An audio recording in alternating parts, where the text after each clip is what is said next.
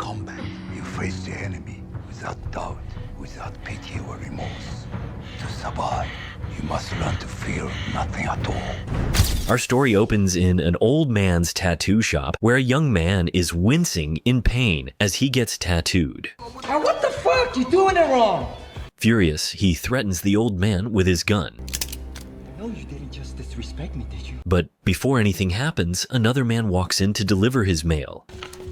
Looks like sand. Instead of a letter, the envelope contains a handful of black sand. Seeing this, the old man grows visibly anxious because the last time a client received such mail, they were found dead soon after. The old man himself still bears a chest wound from that time, but he survived. My heart is here.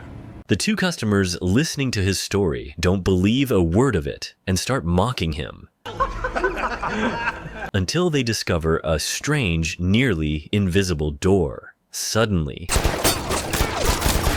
Meanwhile, we meet Ray and an intelligence investigator named Mika, who receives a classified file about a major case involving a group of professional assassins. One of their high-profile victims was a Russian minister, murdered under mysterious circumstances. Ray and Mika are soon assigned to track down those responsible.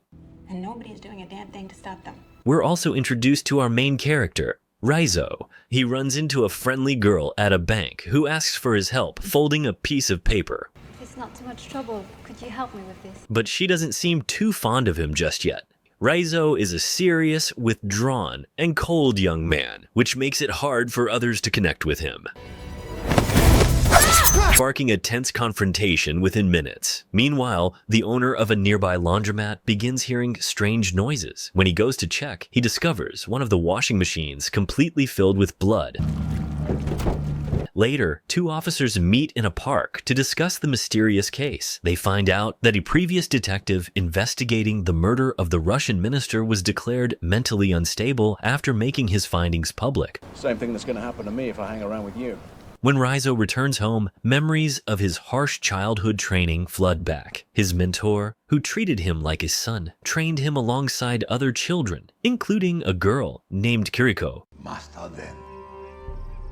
who clearly held a special place in his life. Their leader taught them about the power of the Ozunu Clan, a brutal philosophy focused on enduring pain and recovering from injuries through sheer willpower.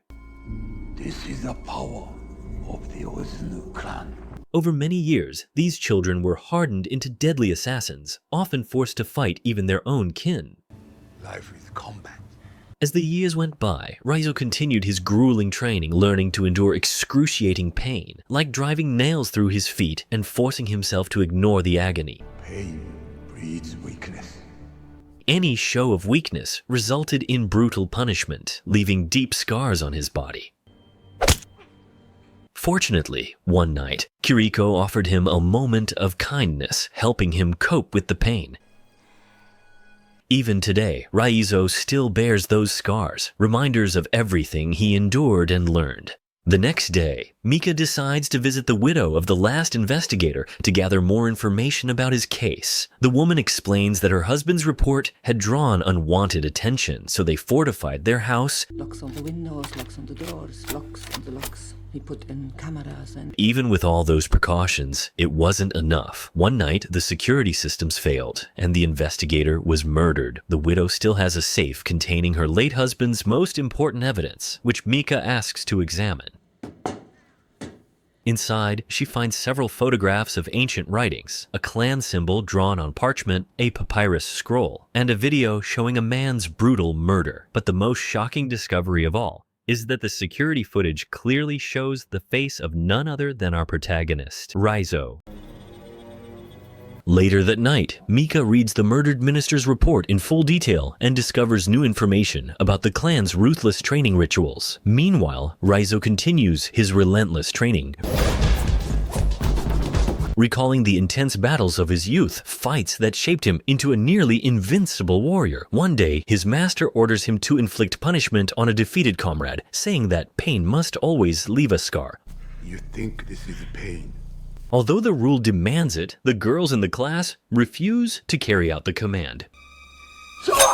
Because of their defiance, they suffer the brutal consequences. The lesson left a deep scar on Kuriko's face, and that same night, she was locked inside a bamboo cage. Rai managed to sneak her some water and promised that he would always take care of her.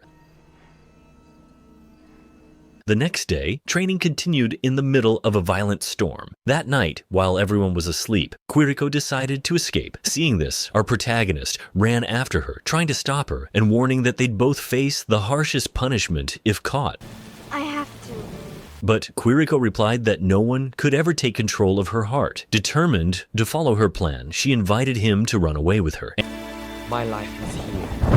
Their story ended with a tender kiss before she disappeared into the night. In the present day, our protagonist receives a photo of Mika, a clear sign that the detective might be in serious danger. Ray goes to warn her that they're being monitored.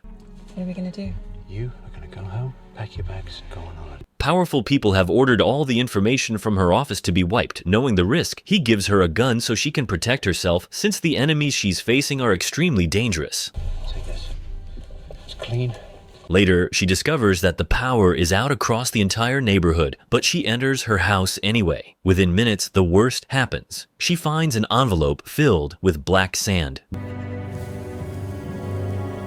Just like at the beginning of the film, suddenly, a masked man appears ready to kill her. A brutal fight breaks out. The investigator fires her gun, and miraculously, another man bursts in with a shout, defending her. The mysterious stranger manages to defeat the attacker, and once the chaos settles, he reveals his identity. He turns out to be the real Ripple. His name was G. You're from his clan. Then why did you stop him? At that moment, we see the heartbreaking flashback of Kuriko being captured by her brothers. Clans. After one of her failed escape attempts, the clan leader decides to punish her by plunging a sword straight into her heart. And she dies in front of the devastated eyes of the man who loved her. In the present, our protagonist meets Mika in her car. He's ready to help her, but we learn that ever since Kuriko's death, he turned against his own clan. So, you must have been taken by the Ozunu Clan. And things have become dangerous for him. After his initiation ritual that night, he was ordered to assassinate a powerful man. He managed to do it quickly, but soon after, his leader demanded something even darker. She tried to run from us. To kill one of his own brothers, who had also tried to escape. He refused to obey that order. Driven by his sense of justice, he attacked his leader, instead causing the entire clan to turn on him and attempt to kill him. Outnumbered and desperate, our protagonist fought back, but was ultimately forced off the edge of a high building, plunging into the sea below. And that's how he managed to survive. From that moment on, he began a new life as a vigilante. In the present, the two of them go to a store to buy new clothes, then hide out in a hotel. They arrange a secret meeting, but it turns out to be a trap. The detective arrives with government agents, and within seconds, our protagonist is captured. Ray tells his friend that she's just following orders, but she insists that this is a huge mistake, sparking another argument. Mika, weren't you the one telling me it was our job to stop him? They both head into a private office, where the detective realizes she's actually on his side. Everything that's happening is part of a joint plan that must be handled carefully. And no matter where you are, I'll find you. Later, she approaches our protagonist, offering him some water and apologizing for what happened. I'm sorry, I didn't know about any of this. When the investigator says she'll try to protect him, Ray replies that it's too late because they're already on their way. Well, I think these gentlemen can handle a few whack jobs wearing pajamas, am I right? Without wasting any time, she rushes to warn him, but he ignores her while arguing in the operations center. Chaos breaks out, and that's when one of the most epic battles begins. After 10 minutes of fighting between the two sides, she realizes she needs to escape and help our protagonist. She decides to run to the parking lot to get the car while Ray faces his clan brothers in an epic showdown. Suddenly, several masked men ambush her, but within minutes, she manages to take them down, barely keeping control of the situation. She arrives just in time to help our protagonist, who is seriously injured. We have to get you to a hospital. Now, They return to the motel, but his condition worsens, and he loses consciousness. I'm just a forensic researcher. She tries to wake him up, but he doesn't respond, leaving her no choice but to activate the Rayan Restorer so the police can locate him. Triangulating a position now. When the officers arrive, they only find her. The clan had shown up minutes earlier and kidnapped him. They took him 10 minutes ago. Hours later, our protagonist wakes up inside a metal drawer. Without hesitation, he performs a technique that regenerates his body, heals his wounds, and makes him stronger than ever. But one of the clan leaders is determined to make him pay for betraying the entire group. Their disappointment runs deep because he possesses a special ability unlike any of his brothers. remember, for 1,000 years. That's why they decide not to make him suffer slowly. Raizo starts vomiting, and right then, from Mika's tracker ship, a massive explosion erupts. Out of nowhere, a large battalion of police arrives and immediately opens fire. In the chaos, Mika frees our protagonist, who confesses that he overheard her entire plan, even while unconscious. Just because I was asleep doesn't mean I couldn't hear you. Just in time, Rayan appears to protect her, triggering another intense and time-consuming battle. In the following scenes, we see that determined to finish his mission once and for all. He fights harder than ever while the police unleash everything they have to destroy the hideout.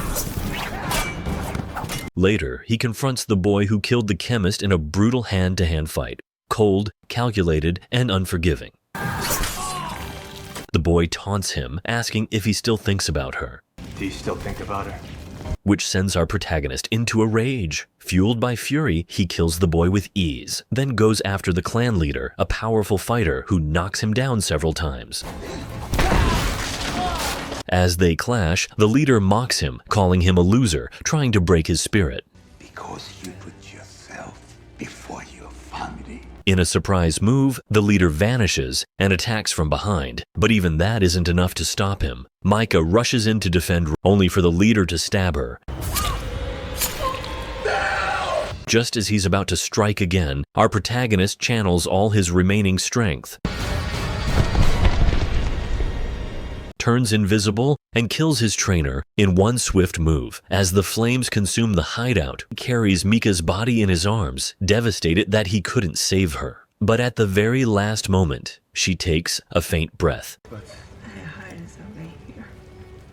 It turns out that despite being injured, she actually survived because her heart was on the frozen right side of her chest, just like the old man at the beginning of the movie. That detail makes sense of the man leaving without saying goodbye.